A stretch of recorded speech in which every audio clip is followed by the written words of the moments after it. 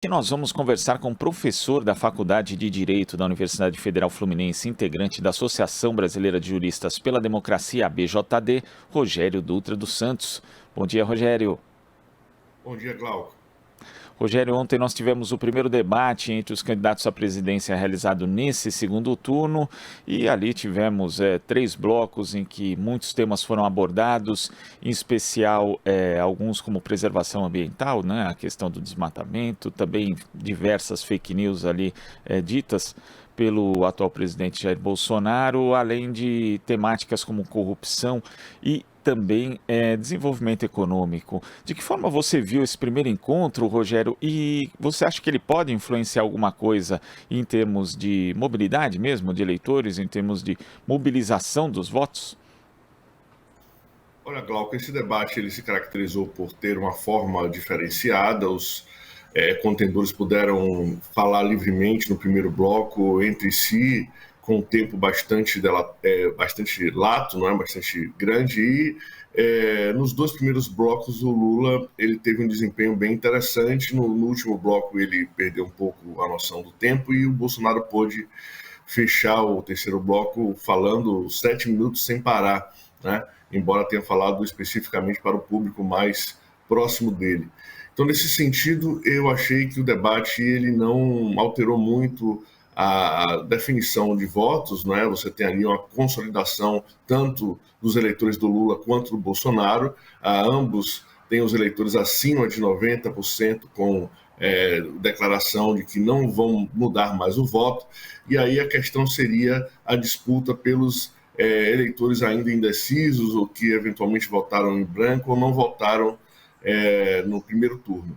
Nesse sentido, eu não vi o debate demonstrar grandes modificações, porque não houve uma vitória acachapante do Lula, embora ele tenha ido de forma bastante mais qualificada, não é? Durante o debate. Inclusive, algumas pesquisas que fizeram monitoramento de eleitores indicaram a clara vitória de Lula, com mais de 50%, contra 30 e poucos por cento do Bolsonaro.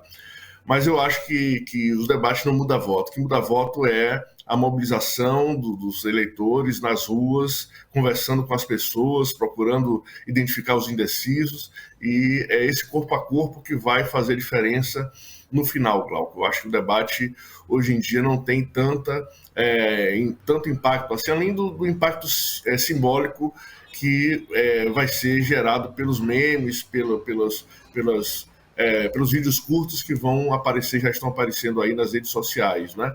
Então, o debate vale mais pelo impacto narrativo que ele opera depois do que propriamente durante o debate em si mesmo. Esse é um fator importante, né? A tal da narrativa que é criada depois do debate, por meio desses vídeos pequenos, de memes mesmo, como você menciona, Rogério, porque o debate em si, ele na prática, ele é assistido por uma minoria, né? Até porque muita gente tem que dormir cedo e acaba num... O debate de ontem ainda foi no horário mais razoável, mas o da Globo, por exemplo, deve ser às 10 horas da noite. Então, vale mais a história que se conta depois do debate do que o debate em si? Sim, Glauco, e a gente sabe hoje que tanto a campanha do Bolsonaro quanto a campanha do Lula elas têm bastante competência nesse processo de produção de narrativa. Obviamente que a campanha do Bolsonaro faz isso exalando fake news, e a campanha do Lula tem optado por uma abordagem mais fidedigna aos fatos, né? Embora você tenha ali o grupo dos Janones que tem também atacado o bolsonarismo com a mesma moeda. Para mim, o que fica, Glauco, em termos políticos, é que a gente hoje está visualizando, não é, uma possível vitória do Lula, né, mas uma vitória que vai implicar ainda um longo debate, uma longa luta em relação aos resquícios do fascismo no Brasil, né? Então, eu acredito que um eventual governo Lula ele será vitorioso nas urnas, mas ele encontrará uma dificuldade importante no sentido de restabelecer, vamos dizer assim, a civilização, a civilidade entre uma boa parte dos brasileiros e brasileiras, né? A gente tem visto aí nos últimos dias a ampliação da violência durante a campanha, vídeos têm viralizado demonstrando aí embates físicos entre eleitores, e isso de alguma forma mostra um pouco o termômetro do que foram esses 4 anos do governo Bolsonaro, né? De exaltação da violência, de exaltação da barbárie. E ontem isso também ficou claro no debate, né? Na medida em que o Bolsonaro mais uma vez exalou fake news, tentou intimidar o Lula, inclusive colocando a mão no ombro do Lula, e isso, de alguma forma, reflete um pouco o que nós vamos ainda enfrentar, mesmo com a ausência do Bolsonaro. Mesmo o Bolsonaro não se tornando aí mais elegível, mesmo que ele saia da política pelas questões relativas à corrupção, a roubo e cometimento de crimes durante o seu mandato, isso não elimina o fato de que o bolsonarismo, esse fenômeno social que a gente tem denominado de fascismo com alguma propriedade, ele continue, e a gente vai ter que lidar com isso de alguma forma, não é? E ontem no debate ficou muito claro, por exemplo, que a forma fundamental de se lidar com isso é através da educação, né? O Lula foi muito contundente, eu acho que esse foi um dos pontos altos do debate, quando ele falou sobre as universidades, sobre a educação, sobre a necessidade do ensino, sobre a necessidade da ampliação do acesso das pessoas ao ensino público e gratuito, né? Enquanto o Bolsonaro respondeu dizendo que ele tinha atuado muito produzindo um gadget de telefone celular para ensinar as pessoas a lerem. Então, realmente é uma diferença gritante, uma diferença brutal entre duas propostas, né? Uma proposta que não é só de civilização, mas é de desenvolvimento social, e outra proposta que né, para inglês ver, não tem nenhuma consistência, e isso ontem no debate, de alguma forma, ficou claro, principalmente nos 2 primeiros blocos. Glauco.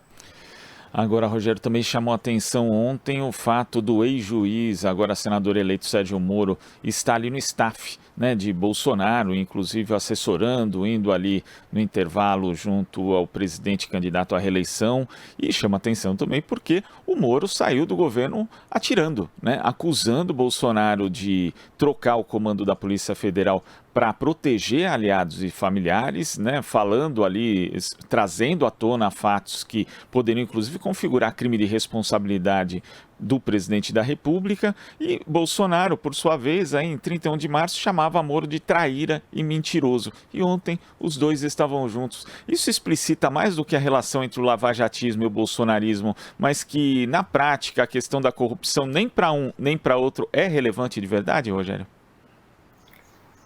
Olha, Glauco, é muito lamentável que o Sérgio Moro tenha encontrado guarida na política, né? Ele virou agora senador pelo Paraná. E ele representa, obviamente, um dos setores mais radicais da extrema-direita, que passa por cima de qualquer tipo de limite institucional para alcançar os seus resultados, né? Então, o Sérgio Moro, ele hoje confirma que ele sempre foi um agente da extrema-direita, dentro do judiciário, inclusive, e que a perseguição em relação ao ex-presidente Lula foi uma perseguição de natureza estritamente política. Isso desmonta completamente o discurso de combate à corrupção, do lavajatismo. Isso desmoraliza o lavajatismo, né? Porque o Moro sempre foi alçado à figura redentora e o símbolo máximo, é o símbolo máximo do lavajatismo, e a gente percebe hoje que, na verdade, se tratava apenas de um, na época, um burocrata com vontade de poder, né? E hoje o Moro conseguiu alcançar aí um certo estrelato, virando senador, e teremos aí 8 anos de Moro senador, caso outros escândalos não apareçam, né? Como exatamente as questões relativas à sua interação inconstitucional e ilegal com poderes dos Estados Unidos, no sentido de perseguir as empresas brasileiras e desmontar as empresas brasileiras. Isso ainda está para ser investigado, Glauco. A gente provavelmente vai precisar de uma CPI do lavajatismo aí para examinar até quando e até onde nós fomos diretamente prejudicados na economia, no desmonte das empresas de engenharia dura no Brasil, e isso tem no Sérgio Moro um responsável direto. Então, ontem o Moro está com o Bolsonaro, depois deles se praticamente degladiarem quando da saída do Moro do Ministério da Justiça de Bolsonaro, isso só comprova que você está diante de duas pessoas ali sem o menor caráter, sem a menor consistência política, e que se unem para os objetivos mais imediatistas. No caso aí, o Bolsonaro está se aproveitando de alguma sobrevida política do Sérgio Moro para ver se ele consegue um ponto a mais nas intenções de votos, mas eu acredito que isso mais desgasta a imagem do Bolsonaro do que propriamente alimenta, vamos dizer assim, a positividade dos seus eleitores, né? Então, eu acredito que a presença patética do Sérgio Moro ontem no debate só constitui ali um elemento negativo para a campanha do Bolsonaro. Inclusive, é também uma sinalização, Rogério, porque o presidente Jair Bolsonaro vem falando, ontem tergiversou sobre o assunto, mas ele vem falando a respeito dessa proposta de aumentar o número de ministros no Supremo Tribunal Federal, dizendo que quer um Supremo equilibrado, que seja também dele, né? E ele usa essas palavras, né? Como se um poder pudesse ser de outro, no caso, e não houvesse autonomia e independência entre eles, mas ele vem falando disso também, e ali estava não só Sérgio Moro, que ataca o Supremo Tribunal Federal, como Deltan Dallagnol, que também é outra figura que ataca de forma frontal a instituição Supremo Tribunal Federal. Isso também mostra que, na prática, é uma ideia que continua na cabeça de Jair Bolsonaro, essa de tentar dominar o Supremo Tribunal Federal? Certamente, Glauco, e a presença do Moro Dallagnol só confirma isso, né? Porque essa união de última hora aí entre os lavajatistas e o Bolsonaro, ela certamente teve como moeda de troca a eventual futura indicação desses dois aí para o Supremo Tribunal Federal, né? Imagine um Supremo Tribunal Federal composto por figuras tão nefastas e tão despreparadas como é o caso do Sérgio Moro e do Deltan Dallagnol. A gente estaria realmente numa situação muito pior do que a gente está hoje, né? E, obviamente, que essa maquinação de aumentar o número de vagas do STF é uma maquinação característica das ditaduras. O próprio Lula, durante o debate ontem, lembrou desse fato, lembrou que a ditadura aumentou as vagas do STF para colocar os ministros que melhor cumpriam a função de respaldo do regime. E o Bolsonaro ele não tem resposta para muita coisa, porque, na verdade, esses projetos de poder dele são projetos que violam frontalmente a ordem institucional brasileira, né? Então, por mais louco que possa parecer, a gente pode piorar muito em termos institucionais com a eventual eleição do Bolsonaro. E a presença ali do Deltan e do Moro como elementos dessa alteração institucional salta aos olhos. Então, eu acredito que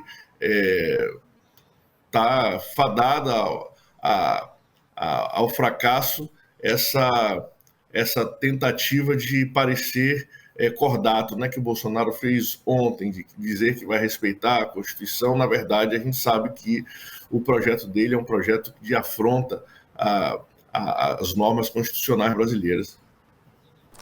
Rogério, queria agradecer a sua participação hoje aqui no nosso Jornal Brasil Atual. Até a próxima.